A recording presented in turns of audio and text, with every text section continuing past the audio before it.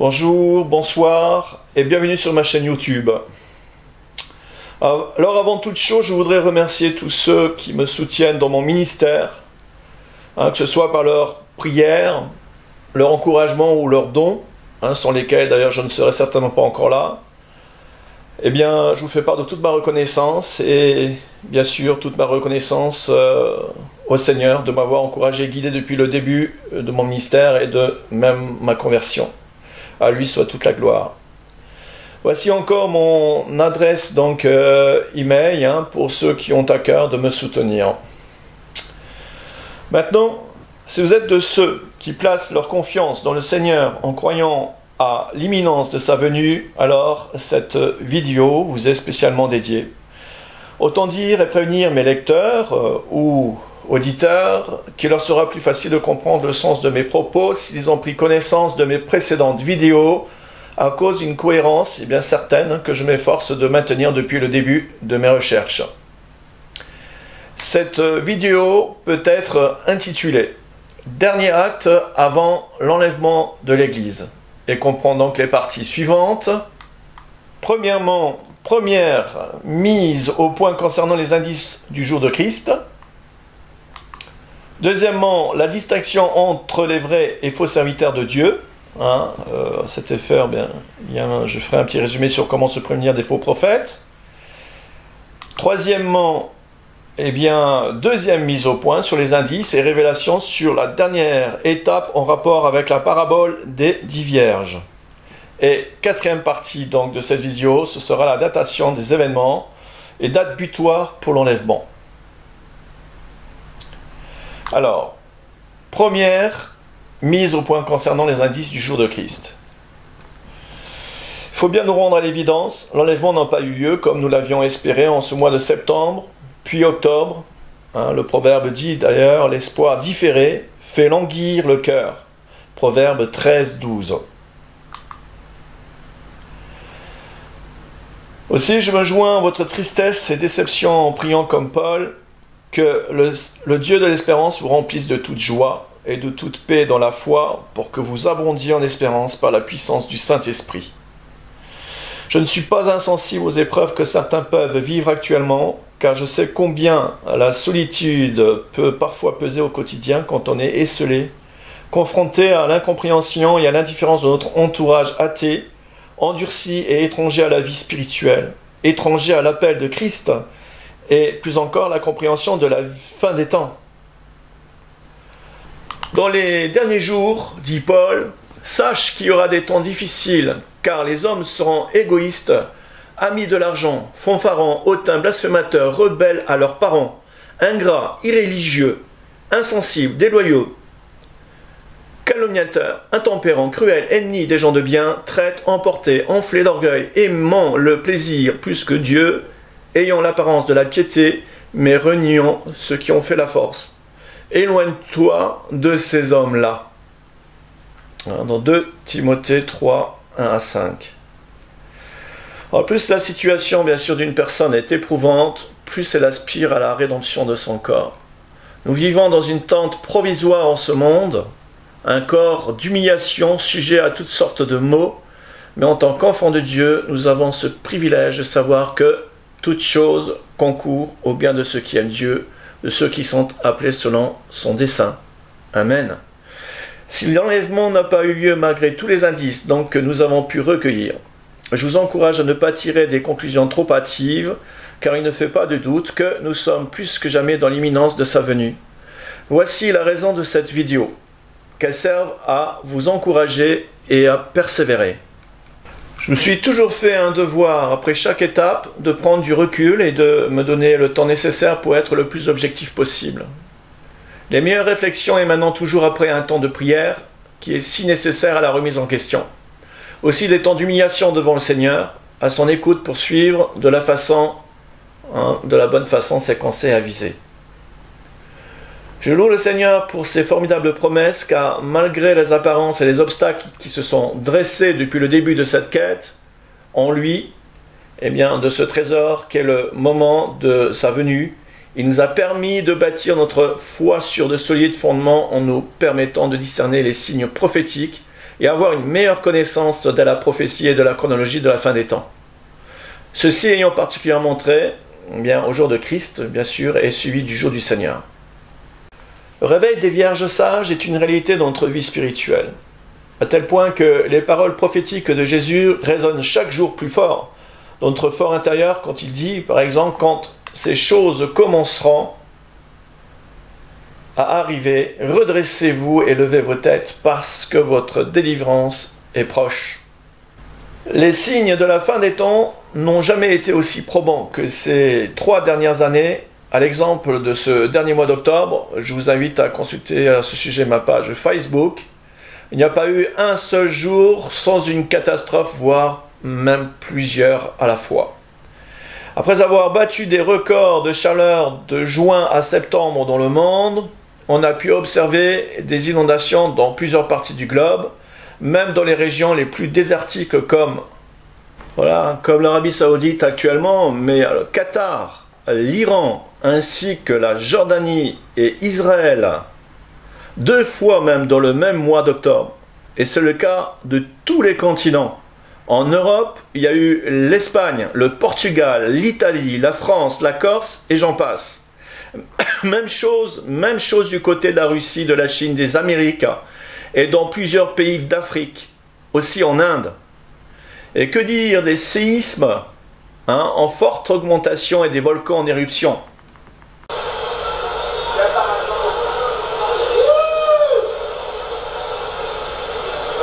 Voilà, ça c'est en Arabie Saoudite, pour dire quand même.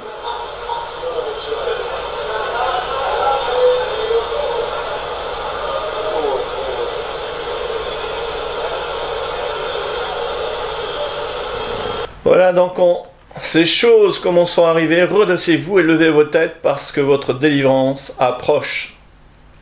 Alors tenons bon, frères et sœurs, car nous n'avons jamais été aussi près du but et le temps de notre délivrance va sonner. Les événements de la fin l'attestent et comme nous allons le voir, ce n'est certainement plus qu'une question de jours maintenant. Le message prophétique en cette fin des temps est malheureusement trop ignoré, voire même rejeté par beaucoup d'églises, alors qu'il est essentiel dans le but de motiver et de consolider les croyants dans leur foi et leurs œuvres, ainsi que pour dynamiser tous les ministères. Ceci en vue d'une part pour se prémunir contre l'apostasie et d'autre part pour notre préparation à la venue de Jésus-Christ. Si les églises prenaient conscience de cette réalité, que le Seigneur est à la porte, elles ne perdraient pas leur temps en vaines discussions, ne seraient pas impliquées dans les scandales, ne s'attacheraient pas aux choses du monde, et seraient remplies de l'esprit pour prêcher le véritable évangile de la fin des temps. Celui-ci consiste à proclamer que Jésus est mort et ressuscité pour le salut des hommes, mais aussi qu'il revient maintenant pour ceux qui ont mis tout leur espoir en lui, afin de les épargner du chaos mondial et des terribles jugements qui viendront soudainement. Nous commençons à en voir les prémices, du moins ceux qui ont des yeux pour voir, pour peu qu'ils s'intéressent aux événements qui se passent dans le monde. Quand Jésus prêchait l'évangile du royaume, ce n'était pas pour faire entendre ce que les gens voulaient entendre, mais ce qu'ils avaient besoin d'entendre pour être sauvés, ce qu'ils devaient entendre pour changer de mentalité. Et cela revenait à reconnaître la vérité pour se repentir et s'engager dans une nouvelle vie avec Christ.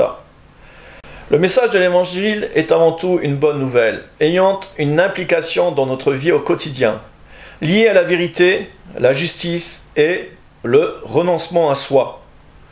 Quand Jésus prêchait, il savait s'adresser aux personnes selon la disposition de leur cœur, consoler les affligés, fortifier ceux qui sont abattus, guérir les malades et apaiser les cœurs brisés, délivrer les captifs, mais pour ceux dont le cœur était endurci ou qui étaient imbus d'eux-mêmes, insouciants ou malveillants, il les mettait face à leur responsabilité de pécheurs. La désobéissance amène le jugement et le péché la mort.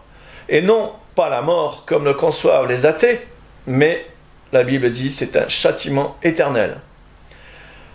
Alors, ainsi doit être le message prophétique de la fin des temps. Paul avait également prophétisé, car il viendra un temps où les hommes ne supporteront pas la saine doctrine, mais ayant la démangeaisance d'entendre des choses agréables Ils se donneront une foule de docteurs selon leurs propres désirs, détourneront l'oreille de la vérité et se tourneront vers les fables. Ces paroles ne font nullement allusion aux gens du monde, mais à la majorité des chrétiens de la dernière génération. Car ceux qui courent après les rassemblements des docteurs selon leur cœur ne sont pas les gens du monde, mais bien des croyants en quête de bénédictions matérielles et spirituelles, sans s'attacher à la parole de Dieu pour faire sa volonté. Le message prophétique de notre temps n'a pas pour but de nous démoraliser, de nous abattre et de faire de nous des rêveurs, mais des acteurs de la vie de tous les jours pour glorifier Dieu. Le Seigneur ne veut pas que nous devenions des rêveurs, utopistes et spéculateurs, qui, à la moindre épreuve, trouvent une occasion de chute par manque de persévérance, comme cela est écrit dans la parabole du semeur. Le destin de la véritable Église est l'enlèvement et la gloire, selon Romains 8, 18, versets 18 à 23, donc, et 1 Corinthiens 6, versets 2 à 3, et 1 Thessaloniciens 4, versets 14 à 17. Mais combien ont renoncé à y croire? Et parmi ceux qui croient en l'enlèvement, combien croient en l'imminence de sa venue? Plusieurs chrétiens qui, après avoir pris conscience, c'est vrai que le Seigneur pouvait revenir d'une manière imminente, se sentent illusionnés à cause de prédictions qui ne se sont pas avérées exactes et ont fini pour se décourager au point de ne plus croire en l'imminence. Est-ce la date qui est à remettre en cause ou notre foi qui s'apparente à certaines occasions à celle d'enfants charnels ou rêveurs qui fixent leur attention sur les apparences et non sur les efforts pour rechercher les indices en vue de nous maintenir dans cette attente liée à l'imminence de son retour? Personne ne déroge aux règles. Elles sont les mêmes pour tous et dans tous les domaines de la vie. Quel est l'étudiant, par exemple, qui obtiendrait son examen de passage sans avoir au préalable passé les étapes nécessaires pour y parvenir? Ce qui implique parfois souffrance et sacrifice.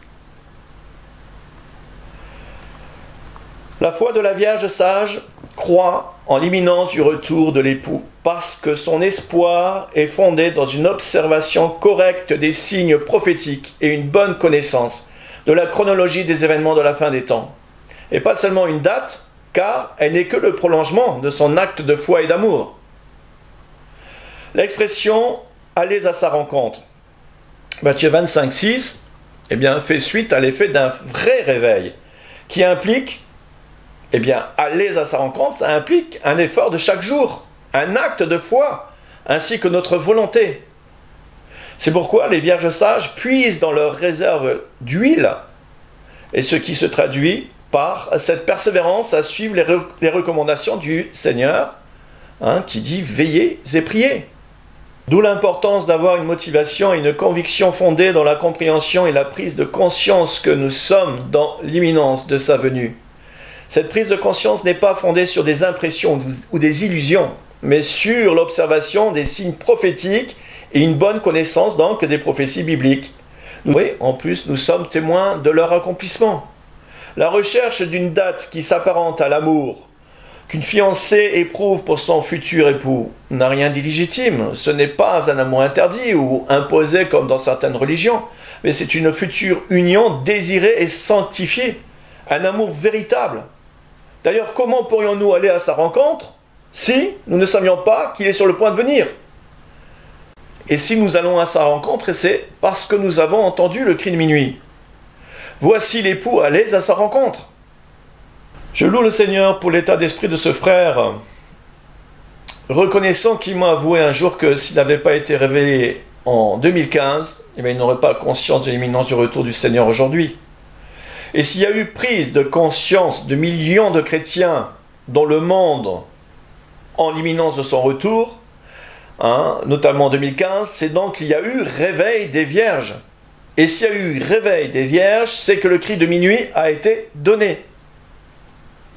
Pour ma part, il n'y a pas de doute sur le fait que toutes ces étapes sont voulues, ou en tout cas prévues par Dieu, en commençant par celle de 2015 comme étant le point de départ du cri de minuit de la parabole des 10 vierges. Le laps de temps entre 2015 et sa venue est le temps durant lequel notre réserve d'huile est mise à l'épreuve pour faire le tri entre les vierges sages et les folles. Il n'est pas seulement question d'huile dans les lampes, mais également dans les vases que nous sommes, et donc d'une quantité nécessaire pour tenir jusqu'au bout.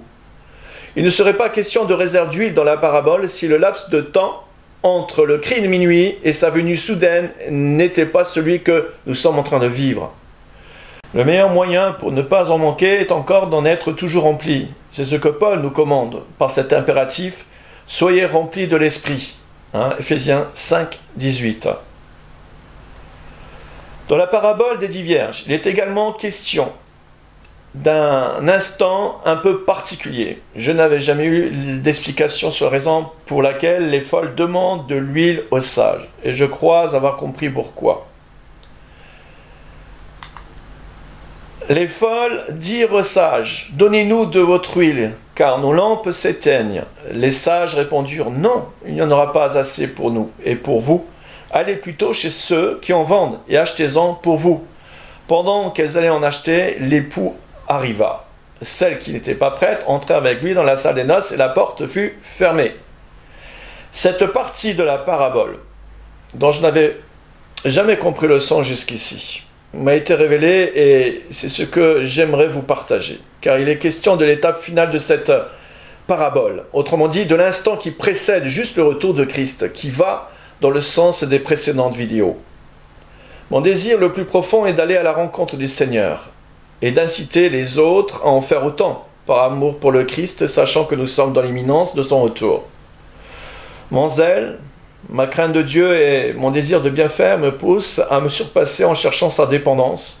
Mais mes limites sont bien réelles et me rappellent constamment à l'ordre, autant pour ce qui a trait à ma santé physique et psychique que pour ma vie spirituelle. Et comme je l'ai formulé en conclusion donc dans mes précédentes vidéos, en tant que sentinelle de Dieu, il m'était impossible d'ignorer les indices. Et donc de ne pas les partager tels que je les ai reçus. Je me suis efforcé de les trier et de les interpréter au mieux, en les classant par catégorie, et il en est ressorti un point de convergence, une sorte de dénominateur commun. La conclusion s'est donc imposée à moi en déduisant une première date très probable pour l'enlèvement le 26 septembre qui était le 17 de Tishri, puis une seconde date le 26 octobre qui était le 17 d'Eshvan. Cette seconde date a été confirmée de différentes manières, notamment le témoignage du frère Nick. Alors pourquoi sommes-nous toujours là? Pourquoi l'enlèvement n'a-t-il pas eu lieu? Eh bien c'est la question à laquelle je m'efforcerai de répondre pour autant que l'inspiration de Dieu soit avec moi. J'en fais en tout cas la prière sans cesse au Seigneur, afin que nous soyons tous fortifiés dans notre foi et notre attente d'eux et en lui. Tout d'abord, j'aimerais vous rappeler que nous sommes en présence du plus grand mystère de tous les temps. Il a fait l'objet de toutes les attentions et de toutes les aspirations des premiers chrétiens. Et cela a continué à travers toutes les autres générations. Ce fut par exemple le cas pour les grands chronologistes bibliques de beaucoup de générations qui tentèrent de déterminer les 6000 ans de l'histoire humaine, qui aboutissent donc à la venue de Jésus revenant sur terre. Puis, par déduction, évidemment, à l'enlèvement de l'Église, puisqu'il y a 7 ans de moins. Si j'avais dû m'arrêter à la première tentative en considérant comme seul résultat la date, je serais passé à côté de tout ce que le Seigneur m'a appris durant toutes ces années. Autrement dit, l'échec n'est pas dans le fait que la date se soit avérée à chaque fois inexacte, mais l'échec aurait plutôt été de renoncer à la première tentative en cédant aux apparences et à nos nombreux opposants. Certainement, l'échec aurait été de renoncer et non de rechercher ce qui a trait à sa venue comme les indices du plus grand trésor que renferment les Écritures. Et c'est pourquoi nous sommes reconnaissants au Seigneur de nous avoir menés déjà jusqu'à ce niveau de recherche et de connaissance, en espérant que nous parviendrons au but final dans notre rencontre avec lui.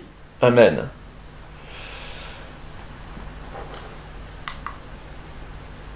Deuxièmement, donc, la distinction entre les vrais et faux serviteurs de Dieu.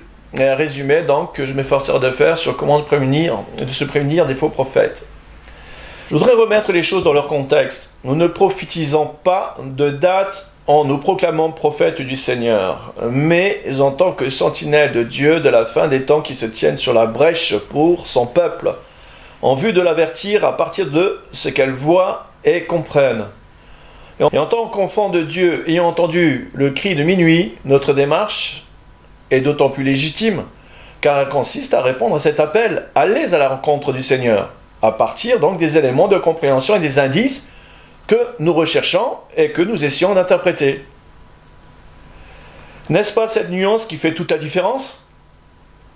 Et comme les opposants n'ont aucun argument biblique pour nous empêcher de rechercher la date, ils pensent pouvoir nous décourager parce qu'ils considèrent une date inexacte comme un échec si l'enlèvement n'a pas eu lieu, selon les suggestions ou interprétations des indices. Mais ils n'ont pas compris le sens de l'expression « aller à la rencontre du Seigneur » car ils sont restés dans leur assouplissement. Ils regardent chaque étape et avancent de notre part comme une tentative qui va nous égarer encore davantage.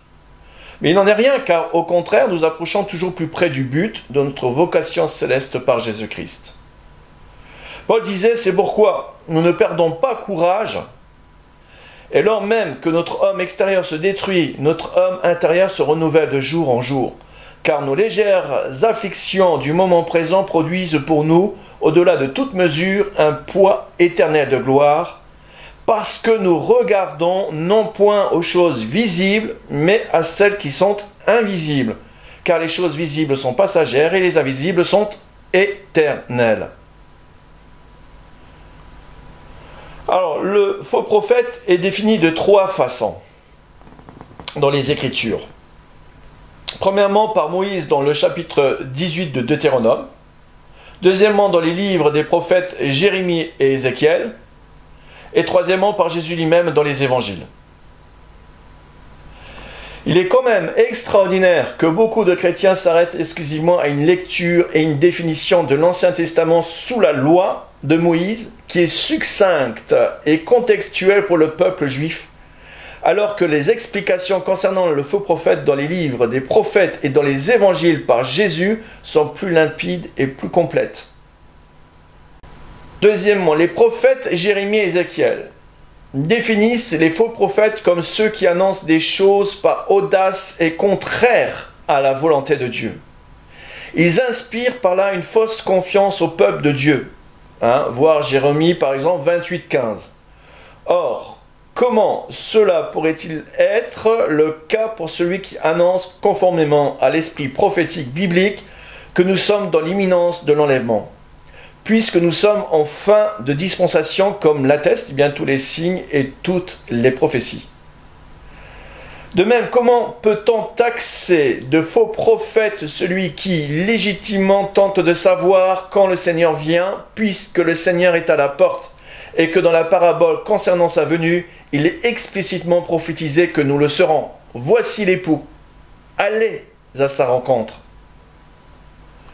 En revanche, n'y a-t-il pas une fausse inspiration telle que définie par les anciens livres prophétiques lorsqu'on annonce un réveil mondial à la fin des temps, puisque c'est contraire à l'esprit prophétique des premiers apôtres qui ont prédit une apostasie et un refroidissement des cœurs à la fin de la dispensation de l'Église? Nous en sommes d'ailleurs témoins puisque la majorité ne vont pas à la rencontre du Seigneur, ne croyant même pas à l'enlèvement, et encore moins à l'imminence. Le seul réveil biblique dont il est question pour la fin des temps est celui des vierges qui ont été réveillées par le cri de minuit. Oui, troisièmement, le faux prophète est reconnu par les fruits qu'il porte. Et Jésus disait justement à ce propos dans Matthieu 7, versets 15 à 18, « Gardez-vous des faux prophètes, ils viennent à vous en vêtements de brebis, mais au-dedans ce sont des loups ravisseurs. Vous les reconnaîtrez à leurs fruits. Cueille-t-on des raisins sur des épines ou des figues sur des chardons? Tout bon arbre porte de bons fruits, mais le mauvais arbre porte de mauvais fruits. Un bon arbre ne peut porter de mauvais fruits, ni un mauvais arbre porter de bons fruits. » Je sais que les chrétiens seront soumis à des périodes de grande confusion, surtout en cette fin des temps, Alors, parce que certaines prophéties peuvent être différées, comme nous l'avons vu à plusieurs reprises, et que les mystères de Dieu ne sont révélés que progressivement. Aussi, il nous donne le moyen de ne pas nous laisser duper par des faux prophètes qui viennent en ravisseurs dans le but de détourner les enfants de Dieu de leur espérance et leur foi. Mais quel est le but si ce n'est pour notre génération de ne pas manquer notre rencontre avec le Seigneur par l'enlèvement de l'Église? Peut-on traiter de faux prophète celui dont les intentions, les enseignements visent à la préparation de l'épouse? Je vous pose la question. Alors pour conclure sur ce point, oui, je le reconnais, je suis un faux prophète, à ne pas en douter pour tous ceux qui ne croient pas à l'enlèvement, ou à la doctrine de la pré-tribulation, ou en l'imminence de son retour, parce qu'ils sont restés assoupis ou parce qu'ils ont décliné l'invitation du roi aux noces de son fils. Pour finir sur ce deuxième point, laissez-moi vous rappeler les recommandations de Paul, sachant que nous sommes confrontés à des discernements nécessaires, mais difficiles en matière de prophétie en cette fin des temps. Suivons donc cette règle élémentaire, mais combien efficace, à savoir, ne méprisez pas les prophéties, mais examinez toutes choses, retenez ce qui est bon. Ceci va dans le sens de nous édifier et de nous motiver dans notre foi. Troisièmement, deuxième mise au point sur les indices et révélations sur la dernière étape en rapport avec la parabole donc des 10 vierges. Dans la parabole des 10 vierges, il y a un laps de temps entre le moment où le cri a été donné et la venue soudaine du Seigneur. Laps de temps dont la caractéristique est mise en évidence par la réserve d'huile des vierges sages. Temps nécessaire pendant lequel le Seigneur doit faire son tri pour séparer les folles des sages. Le cri de minuit a été donné vraisemblablement en 2015, puisque c'est à ce moment-là que la majorité des chrétiens dans le monde entier ont été réveillés par l'annonce de son retour par les sentinelles de Christ. 3 ans déjà se sont écoulés depuis que les vierges ont été réveillées et ainsi éprouvées dans leur attente de l'époux. Cette attente me fait penser à un récit de Joseph quand il a été éprouvé en prison après les fausses accusations à son encontre par la femme de son maître égyptien, rappelez-vous. Ce dernier lui avait donné toute sa confiance en l'établissant sur toute sa maison. Le comportement irréprochable de Joseph en prison lui a attiré la bienveillance de l'Éternel son Dieu, qu'il a mis en faveur aux yeux du chef de la prison qui lui confia la gestion de tout ce qui se passait en ce lieu. Il arriva une nuit que le chef des échansons et le chef des panetiers de Pharaon eurent tous deux un songe. Daniel eut l'occasion d'en prendre connaissance et d'en recevoir l'interprétation par Dieu. En les lisant, le Seigneur m'a montré l'aspect prophétique de ces songes pour notre temps. Le chef des échansons est le type de la Vierge sage, qui, au bout de 3 jours, sera rétabli dans sa nouvelle fonction auprès de Pharaon. Il lui accorda une grâce exceptionnelle, telle que celle que connaîtront les vierges sages auprès de l'époux. Le même délai a été donné au chef des panetiers, symbolisant les vierges folles. 3 jours prophétiques représentant les 3 ans avant leur jugement, puisqu'elles ne seront pas prises, de même que le chef des panetiers qui a perdu les faveurs du roi. Voici donc le songe du chef des échansons pour commencer. Dans mon songe, voici, il y avait un cep devant moi. Ce cep avait 3 sarments. Quand il eut poussé, sa fleur se développa et ses grappes donnèrent des raisins mûrs. La coupe de Pharaon était dans ma main, et je pris les raisins et je les pressai dans la coupe de Pharaon. C'est en fait le rôle des échansons. Et je mis la coupe dans la main de Pharaon. Joseph lui dit, « En voici l'explication. Les 3 sarments sont 3 jours. Encore 3 jours et Pharaon relèvera la tête et te rétablira dans ta charge. Tu mettras la coupe dans la main de Pharaon comme tu en avais l'habitude lorsque tu étais son échanson. » Toute la symbolique ici de la vigne et les raisins mûrs est mise en lien avec les fruits que le Seigneur viendra recueillir chez son Église en la saison de la récolte, donc de la fête des tabernacles. Lisons le détail maintenant du songe du chef des panetiers, qui, voyant que Joseph avait donné une explication favorable, dit « Voici, il y avait aussi dans mon songe 3 corbeilles de pain blanc sur ma tête. Dans la corbeille la plus élevée, il y avait pour Pharaon des mets de toute espèce, cuits au four, et les oiseaux les mangeaient dans la corbeille au-dessus de ma tête. » Alors Joseph répondit et dit « En voici l'explication. Les 3 corbeilles sont 3 jours. Encore 3 jours, et Pharaon enlèvera ta tête de dessus toi, fera pondre à un bois, et les oiseaux mangeront ta chair. » Les 3 corbeilles de pain figurent les efforts propres de la chair qui prend le dessus dans les directives du croyant au lieu de se soumettre à Dieu. Et la corbeille la plus élevée qui était destinée au roi est la fausse conception du chrétien qui se laisse dominer par son orgueil à croire que Dieu agréera ses offrandes comme, l'exemple de Caïn qui présenta les fruits de la terre et non du sacrifice comme Abel. Car sans effusion de sang, il n'y a pas de rémission.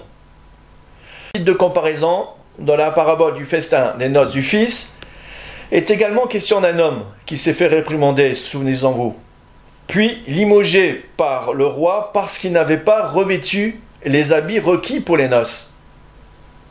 Donc à leurs fruits que vous reconnaîtrez ceux qui me disent « Seigneur, Seigneur » n'entreront pas tous dans le royaume des cieux, mais celui-là seul qui fait la volonté de mon Père qui est dans les cieux. Plusieurs me diront ce jour-là « Seigneur, Seigneur, n'avons-nous pas prophétisé par ton nom? N'avons-nous pas chassé des démons par ton nom? Et n'avons-nous pas fait beaucoup de miracles par ton nom? » Alors je leur dirai ouvertement « Je ne vous ai jamais connus. Retirez-vous de moi, vous qui commettez l'iniquité. » Que Dieu nous aide. Ces versets me semblent les plus appropriés dans notre contexte, car beaucoup pensent qu'ils seront sauvés, croyant que leur salut est acquis d'avance, et leur conception de la vie spirituelle est comme l'œil en mauvais état dont Jésus nous avait mis en garde. Ton œil est la lampe de ton corps. Lorsque ton œil est en bon état, tout ton corps est éclairé, mais lorsque ton œil est en mauvais état, ton corps est dans les ténèbres. Prends donc garde que la lumière qui est en toi ne soit ténèbres. Si donc tout ton corps est éclairé, n'ayant aucune partie dans les ténèbres, il sera entièrement éclairé, comme lorsque la lampe t'éclaire de sa lumière. Ne nous lassons pas d'entendre ces recommandations. Elles ne sont pas là pour nous condamner, mais pour nous éviter la condamnation. Pour finir le récit des songes que Joseph interpréta, le 3e jour, à l'occasion de son anniversaire, il fit un festin à tous ses serviteurs. Et il éleva la tête du chef des échansons et la tête du chef des panetiers au milieu de ses serviteurs. Il établit le chef des échansons dans sa charge d'échansons pour qu'il mît la coupe dans la main de Pharaon. Mais il fit prendre le chef des panetiers selon l'explication que Joseph leur avait donnée. Après 3 jours, le chef des échansons donc a été convié au festin du roi, organisé pour son anniversaire. L'Église serait-elle aussi élevée après 3 jours prophétiques depuis le cri de minuit, depuis 2015 donc? En d'autres termes, puisque 3 jours prophétiques dans Ézéchiel 4 correspond à 3 ans, se pourrait-il que 3 ans après 2015, l'enlèvement ait lieu pour assister au festin des noces du fils du grand roi? Peut-être me ferez-vous remarquer que les 3 ans se sont écoulés. Eh bien, je vous répondrai qu'à plus forte raison, dans ce cas, l'enlèvement ne devrait plus tarder. C'est là ma conviction que j'aimerais vous partager avec ce qui suit donc. Pour revenir à ce que j'avais évoqué en première partie de cette vidéo dans la parabole des 10 vierges, il y a un passage qui relate un événement particulier qui précède juste la venue soudaine de l'époux au moment où les vierges folles sont parties chercher de l'huile. Lisons-le. Au milieu de la nuit, on cria « Voici l'époux, allez à sa rencontre !» Alors toutes ces vierges se réveillèrent et préparèrent leurs lampes. Les folles dirent aux sages « Donnez-nous de votre huile, car nos lampes s'éteignent. » Les sages répondirent « Non, il n'y en a pas assez pour nous et pour vous. Allez plutôt chez ceux qui les en vendent et achetez-en pour vous. Pendant donc qu'elles allaient en acheter, l'époux arriva, celles qui étaient prêtes entrèrent avec lui dans la salle des noces, et la porte fut fermée. Plus tard, les autres vierges vinrent et dirent, Seigneur, Seigneur, ouvre-nous. Mais il répondit, je vous le dis en vérité, je ne vous connais pas. Après le cri de minuit, des versets 6 et 7, la dernière étape qui précède juste la venue du Seigneur est celle décrite dans les versets qui suivent, c'est-à-dire 8 à 10, avec une demande particulière des folles, pour ne pas dire insolite. Pourquoi demande-t-elle de l'huile aux sages?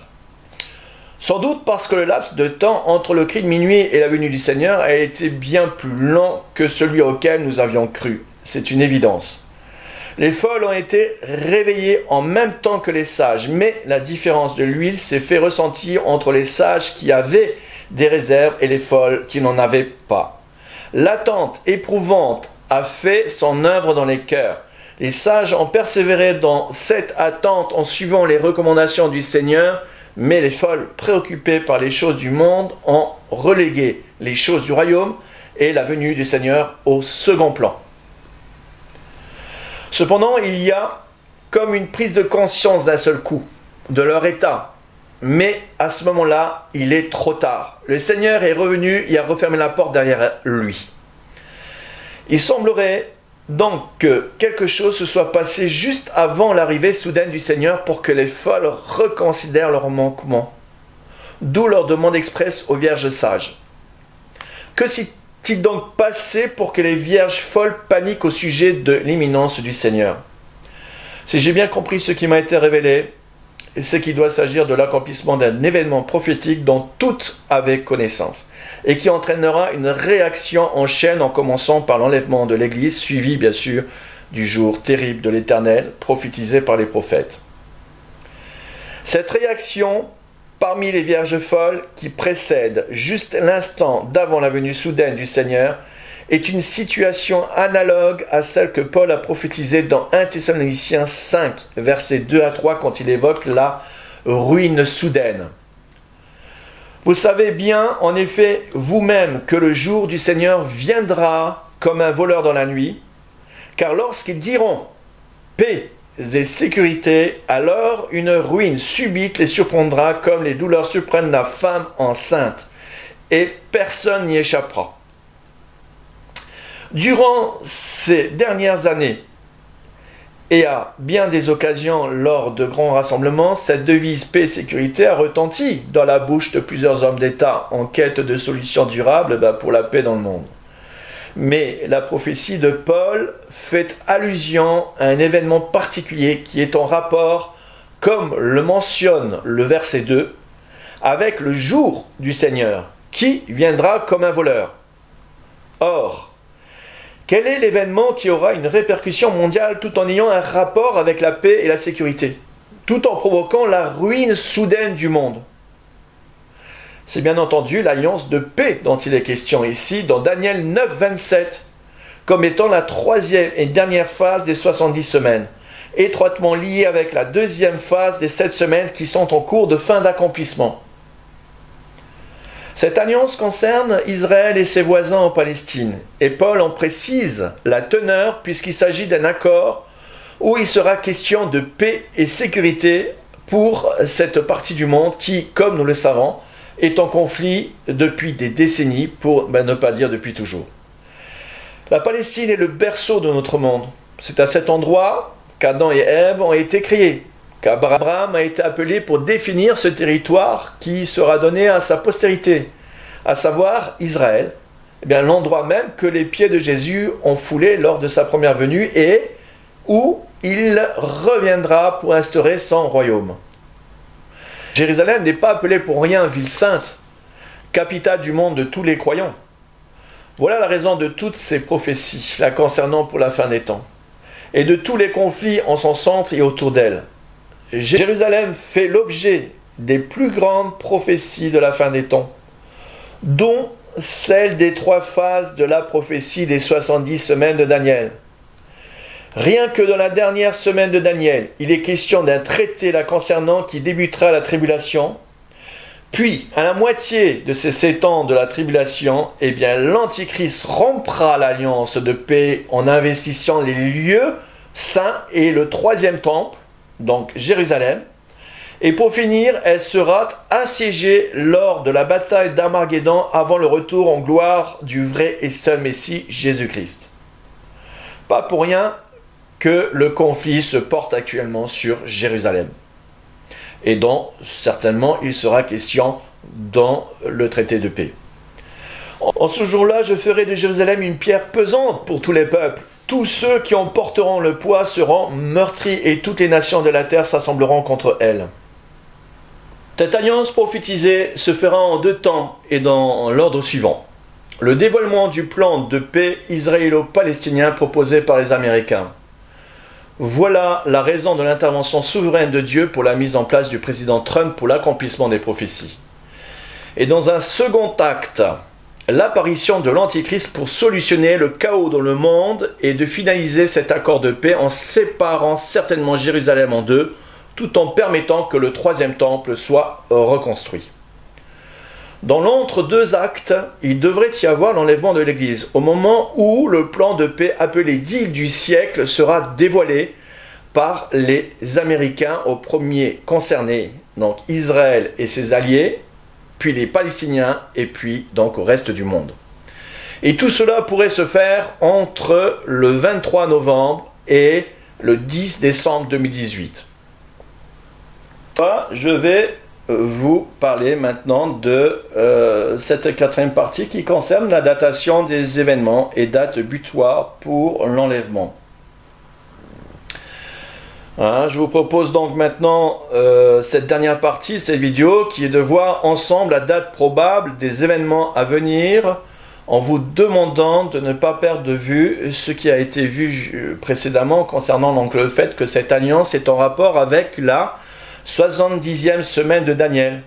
Comme vous le savez maintenant, cette dernière semaine est étroitement liée avec la phase des 7 semaines qui est sur le point de s'accomplir.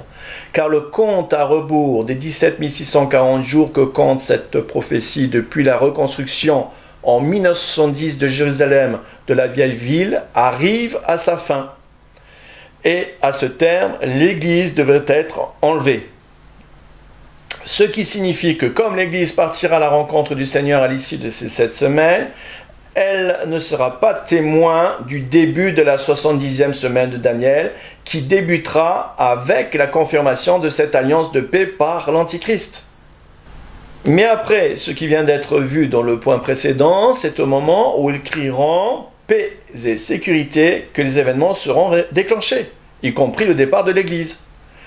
Alors, est-ce à dire que la réaction en chaîne se fera au moment où le plan de paix de l'administration Trump sera dévoilé publiquement, ou faudra-t-il attendre que les négociations des parties concernées donnent leur aval pour conclure cet accord? Je ne puis l'affirmer, mais les vierges folles n'ont pas eu le temps de faire leur dernière préparation, ce qui laisse supposer que ce sera probablement au moment où le deal du siècle, comme il l'appelle, sera dévoilé. D'ailleurs, le terme deal du siècle est d'autant plus approprié pour confirmer le sens de cette prophétie, paix et sécurité, et laisse très fortement supposer que c'est au moment où il sera dévoilé que la vraie Église et épouse de Christ sera enlevée soudainement dans les airs. Maintenant, reste à savoir quand cela aura lieu. À défaut d'en avoir la certitude, nous pouvons en avoir une estimation assez précise en prenant en compte les indices des précédentes vidéos qui, comme nous allons le voir, sont toujours d'actualité. Reste à savoir si tout cela va se vérifier par la venue de l'époux.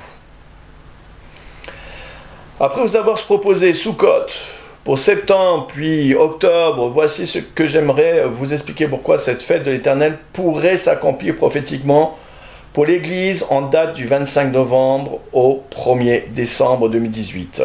Tout d'abord, ce qui m'a mis sur la voie, ce sont les confirmations des différents décalages amenant la conclusion que Sukkot 2018 correspondait en réalité à Sukkot 2015, avec les 3 ans de décalage, rappelez-vous, suite donc aux anomalies du calendrier julien expliquées dans les vidéos précédentes. Voilà pourquoi je me suis dit qu'il fallait aller jusqu'au bout de ce raisonnement à partir des indices qui nous ont donc été révélés.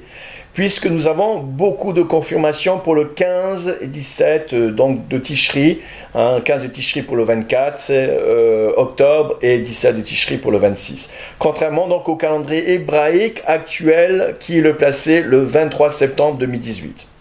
Seulement j'avais dans l'idée que c'était dû à la précession des équinoxes, mais la question qui se pose est s'il fallait prendre en compte le double décalage, à savoir un mois dû à l'erreur du calendrier hébraïque, plus 33 jours dû à la précession des équinoxes. Ce qui s'avère aujourd'hui comme la seule explication possible m'a paru invraisemblable lorsque mon ami m'avait interrogé sur cette possibilité. Un frère en avait également suggéré l'idée dans une vidéo, mais sans en donner la preuve. Donc, sans preuve et sans source, j'ai pris cela pour une hypothèse que je n'avais pas retenue et que je n'avais pas le temps de vérifier.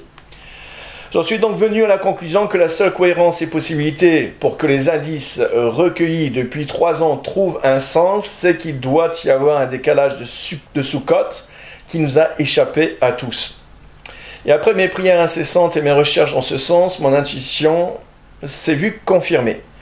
Je dois vous avouer cependant que les révélations que je m'apprête à vous exposer auraient mérité plus de recherche. Mais l'urgence m'oblige à me contenter de ce qui va suivre comme démonstration. J'ai donc découvert qu'en plus de la précession des équinoxes de 33 jours sur laquelle je reviendrai très brièvement plus loin, il y avait un mois de décalage de Sukkot cette année à cause du 1er de Nissan. Comme nous le savons, Lévitique 23 nous renseigne sur le moment précis où doivent se dérouler les fêtes annuelles de l'Éternel. Et pour Sukkot, c'est le 15 du 7e mois, appelé Étanim dans la Bible ou encore Tishri pour les Juifs. Mes soupçons se sont portés sur le faux calendrier hébreu actuel, sachant d'une part que toute leur chronologie est fausse.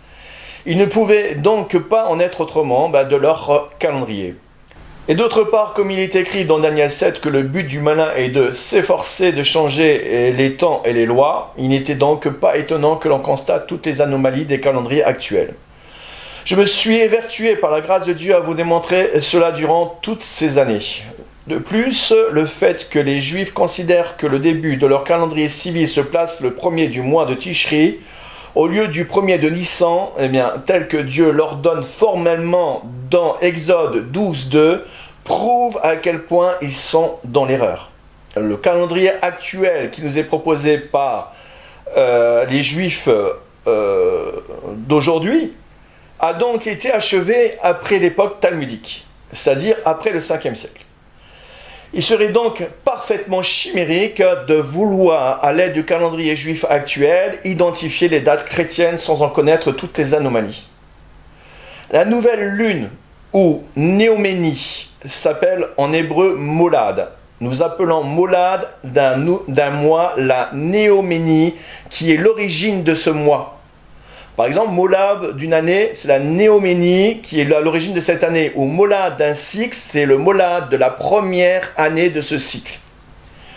Pendant le siècle qui précéda la ruine de Jérusalem, le Sod Haelbo, ou Conseil secret de l'intercalation, nommé par le Sanhédrin, fixa chaque année le calendrier juif au moyen de calculs astronomiques basés sur certaines règles tenues secrètes pendant longtemps, et qui ont fini par transpirer et être accessibles.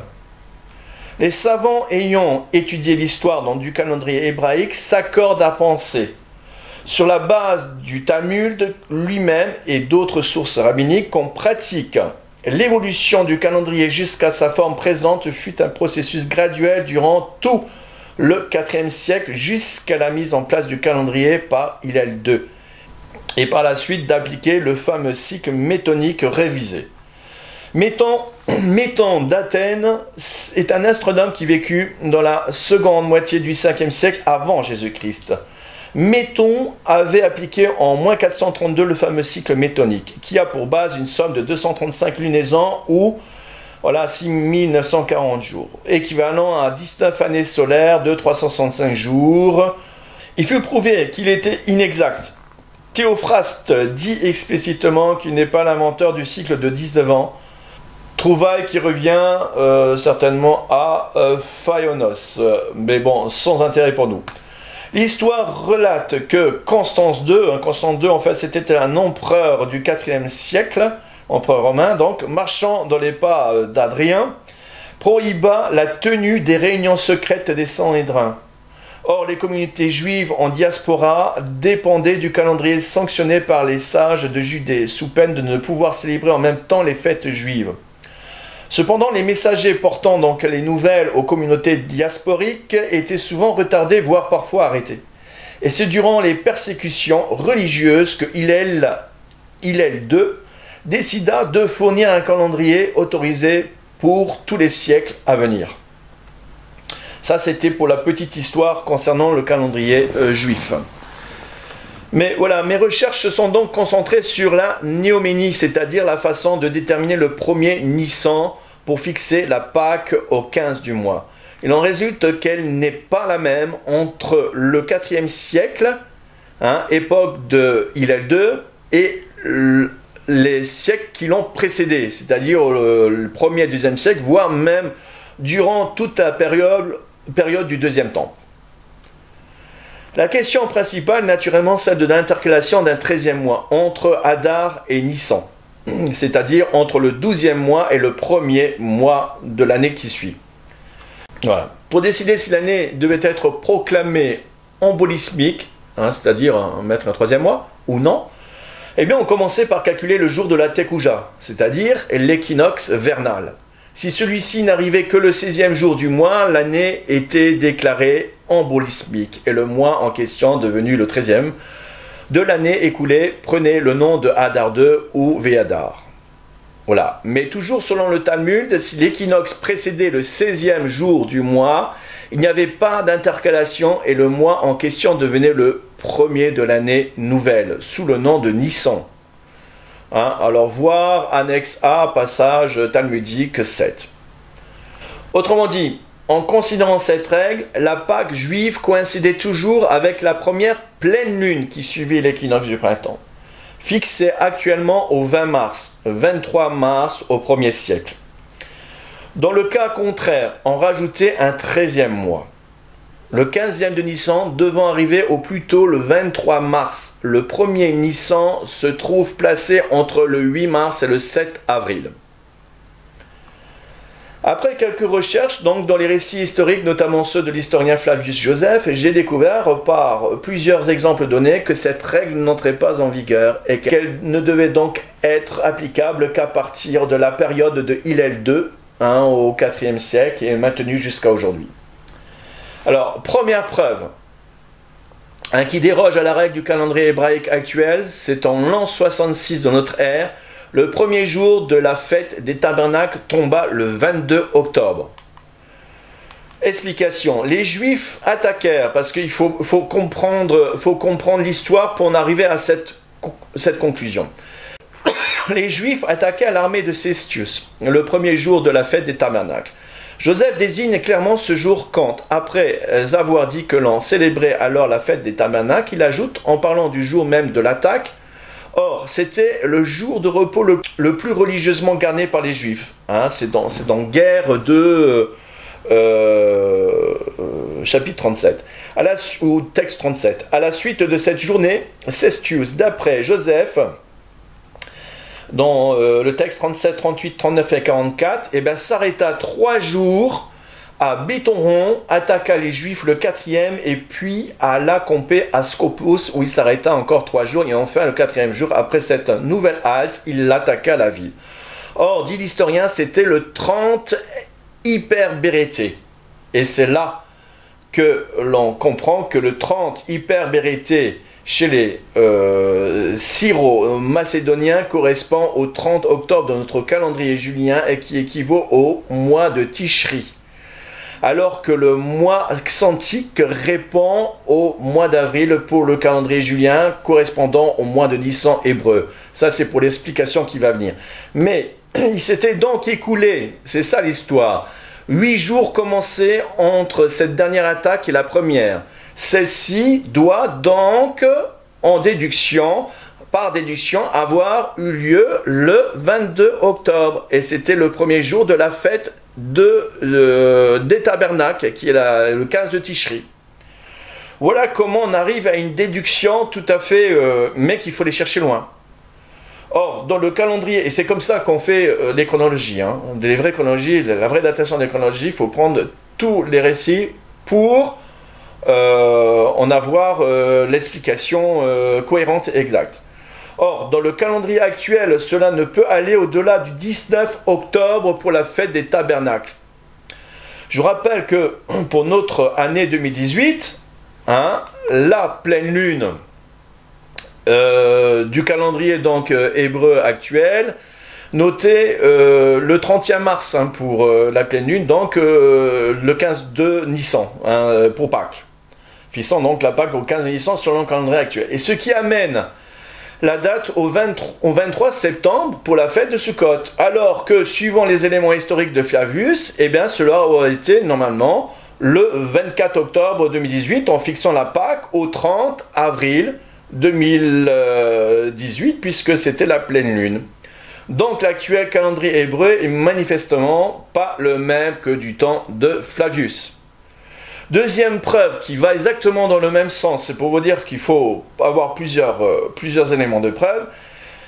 Pour la même année, donc 66, et ça tombe bien que l'on trouve cet exemple dans les écrits de Flavius, hein, car l'année 66 est comparable à un jour près de l'année qui nous intéresse aujourd'hui, de cette année 2018. Voilà. Le 15 de Nissan correspond au 28 avril 66, pleine lune de le 30 mars, et on a une pleine lune au 30 mars et au 30 avril. La fête des tabernacles commença le 22 octobre, soit le 15 de Tishri. Car en l'an 66, c'est la fête de la xylophorie, fixée. Alors, la xylophorie, c'est une fête qui avait lieu 3 fois par an, où on s'apprêtait à brûler des bûches, voilà, pour le tabernacle, sur l'autel pour faire les sacrifices. Voilà, donc fixé au 5e du mois d'Ab, tomba à Jérusalem le 14 août. Et Joseph précise que le lendemain de la xylophorie fut cette année-là le 15 Laus. Laus, ça veut dire le 15 août. Donc la première xylophorie tombée le 1er de Nissan, la seconde le 20 de Tammuz et la troisième le 5 Ab. Et celle qui tombait le 15 Laos, eh bien en l'an 66 ne peut être que la troisième. Donc ça veut dire le 5 Ab. Et le 5 Ab, eh bien si on prend le 5 Ab, on arrive tout simplement à la même conclusion au 22 octobre. Pour la fête des tabernacles, c'est-à-dire le 15 de Tishri. À la fin de la période du Second Temple, les autorités responsables de la détermination des dates des fêtes, et donc du calendrier qui en découle, étaient les Sadducéens. Le Messie a participé à ces fêtes, il a fait de nombreux commentaires sur le mode de vie des pharisiens, qui annulaient la Torah par leur tradition d'homme, mais qu'il n'a jamais fait de commentaires sur le calendrier et les jours de fête dérivés utilisés à ce moment-là. Donc, nous pouvons prendre en compte le 1er siècle, le temps de Jésus, comme étant le bon calendrier, puisque même dans les évangiles, il n'y a personne qui l'a contesté.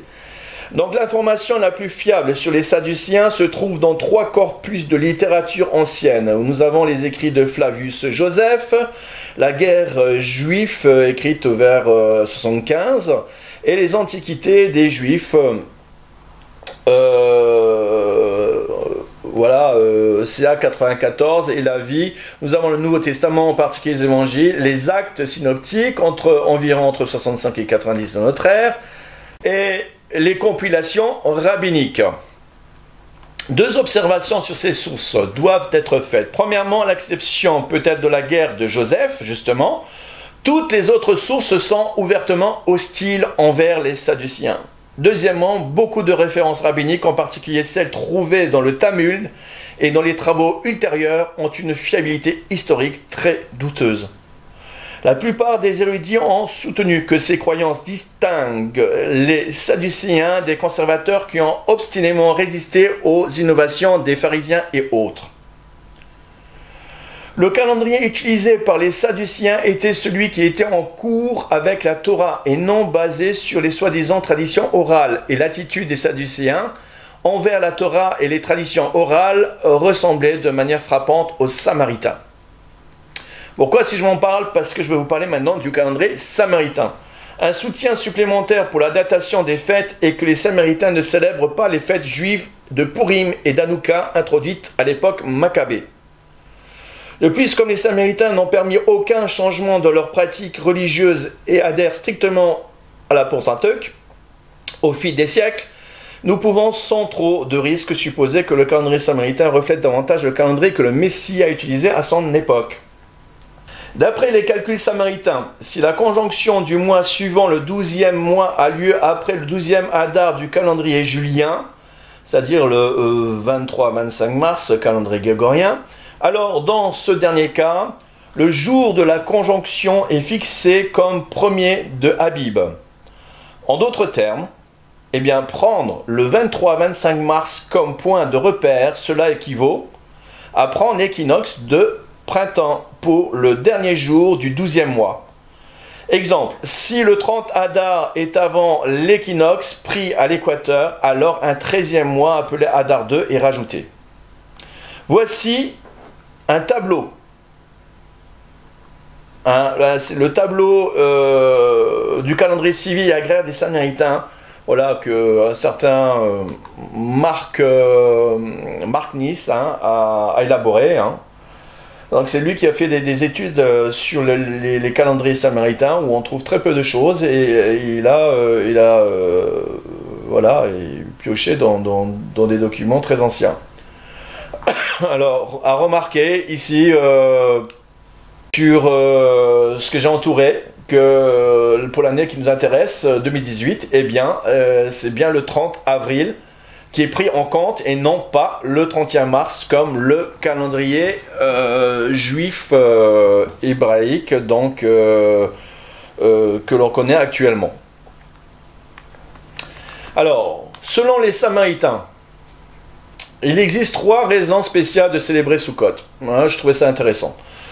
Souvenir de la colonne de feu et des nuages qui ont donc aidé nos ancêtres dans le désert. Souvenir du paradis dans lequel nous entrerons après avoir été rachetés de nos offenses au grand jour des expiations. Et une façon de remercier, troisièmement, façon de remercier l'Éternel d'avoir créé différents types de fruits et d'arbres en abondance. Le 8e jour de Sukkot, c'est le cycle annuel des fêtes des Samaritains est scellé par le Sémini Aseret, célébré le 22e jour du 7e mois, soit le dernier jour de Sukkot. Ceci est conforme aux Saintes Écritures qui disent que le 8e jour, vous aurez une assemblée solennelle, vous ne ferez aucune œuvre servile. C'est dans Nombre, notamment, mais même dans Lévitique 23, Nombre 29, 35. Alors, l'expression Aseret désigne un jour d'expiration et de pardon. Et Sémini Aseret a la signification symbolique d'être un temps de jugement pour les hommes où la décision est prise pour savoir si leur futur séjour se déroulera au paradis ou au contraire dans la Géhinnom. Ces études du calendrier samaritain ainsi donc alors j'en conclus donc que ces études du calendrier samaritain ainsi que les écrits de l'historien Flavius sont la preuve que le calendrier actuel n'est pas sans poser des problèmes pour déterminer les fêtes juives. Le calendrier hébraïque actuel prend comme point de départ la pleine lune après l'équinoxe de printemps, contrairement à celui des Samaritains, qui me paraît plus juste parce que confirmé par les exemples des écrits de Flavius où la néoménie commence à la nouvelle lune après l'équinoxe, soit une possibilité de 15 jours quand même de différence entre les deux calendriers. Donc, à savoir, vous avez le calendrier actuel juif d'une part, que l'on connaît, Pâques entre le 20 mars et le 25 avril maximum, selon leur façon de compter, c'est-à-dire à partir de la pleine lune, ou vous avez le calendrier actuel samaritain, Pâques, le 15 donc de Nissan, et situé entre le 5 avril et 10 mai que si l'on prend en compte la nouvelle lune, c'est-à-dire la lune noire, et non pas la pleine lune, à partir de l'équinoxe. Voilà la différence. Ce qui revient à dire que pour l'année qui nous concerne, 2018, la pleine lune de 31 mars et du 30 avril, eh bien, c'est celle du 30 avril 2018 qu'il faut retenir pour la Pâque juive que normalement nous aurions dû prendre. Alors, un petit dernier effort pour ma conclusion de la vidéo. Voilà, conclusion, donc tous les décalages dus aux divers calendriers actuels sont l'œuvre soit du malin qui s'efforce à changer les lois et les temps comme précisé dans Daniel 7, 25, soit l'œuvre de Dieu pour empêcher aussi les hommes impies d'accéder au mystère réservé à ceux qui le cherchent humblement de tout leur cœur, selon qu'il est écrit dans Daniel 12, 8, « Aucun des méchants ne comprendra, mais ceux qui auront l'intelligence comprendront. » Sous-entendu, bien sûr, ceux qui cherchent de tout leur cœur. Si l'on considère le calendrier samaritain et les exemples dans les écrits de Joseph Flavius, alors tout laisse à penser que la Pâque juive de l'année 2018 n'aurait pas dû avoir lieu le 31 mars, mais bien à la pleine lune du 30 avril 2018. Par voie de conséquence, la fête des tabernacles du 7e mois aurait dû avoir lieu non pas le 24 septembre, mais bien à la pleine lune du 24 octobre. À cette date nouvellement considérée, il faut donc rajouter la précession des équinoxes qui correspond à 33 jours de dérive des saisons dans les calendriers juliens grégoriens, soit en partant du 15 de Tishri, le 24 octobre 2018, on rajoute 33 jours. Nous obtenons bien ainsi la date du début de Sukkot, soit du 25 novembre 2018, qui correspond donc au 17-18 de Kislev, qui en fait serait le 17-18 de Tishri. Jusqu'au 1er et 2e décembre 2018 pour les 7 jours et 8 jours donc, de la fête que dure la fête de Sukkot. J'aimerais encore rappeler à votre attention que nous avons 2 dates butoirs intéressantes, à savoir le 7 et le 10 décembre 2018, car le 21 août 1970, Teddy Kollek a fait la déclaration publique selon laquelle les autorités israéliennes ont approuvé les plans de la reconstruction de Jérusalem. Référence vidéo 47 et 48, s'il vous plaît. Il se pourrait même que ce soit la parole d'Abar de Daniel 9, 25, car le 21 août 1970 plus 17 040 jours, nous conduit jusqu'au 7 décembre 2018 précisément, tandis que le 10 décembre correspondrait au 7 novembre en tenant compte de la précession. Pour finir, il se peut soit du 25 novembre 2018, qui correspond donc au 17-18 de Kislev, qui en fait serait le 17-18 de Tishri, jusqu'au 1er et 2e décembre 2018 pour les 7 jours et 8 jours donc, de la fête que dure la fête de Sukkot. J'aimerais encore rappeler à votre attention que nous avons 2 dates butoirs intéressantes, à savoir le 7 et le 10 décembre 2018, car le 21 août 1970, Teddy Kollek a fait la déclaration publique selon laquelle les autorités israéliennes ont approuvé les plans de la reconstruction de Jérusalem. Référence vidéo 47 et 48, s'il vous plaît. Il se pourrait même que ce soit la parole d'Abar de Daniel 9, 25, car le 21 août 1970 plus 17 040 jours, nous conduit jusqu'au 7 décembre 2018 précisément, Tandis que le 10 décembre correspondrait au 7 novembre en tenant compte de la précession.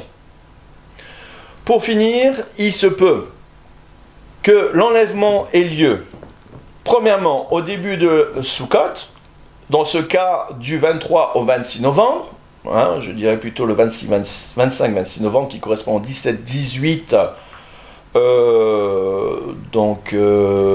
de Kislev, hein, de l'actuel calendrier, sinon ce serait 17-18 en réalité de Tishri avec tous les décalages, hein, de un mois plus la précession des équinoxes. Bref.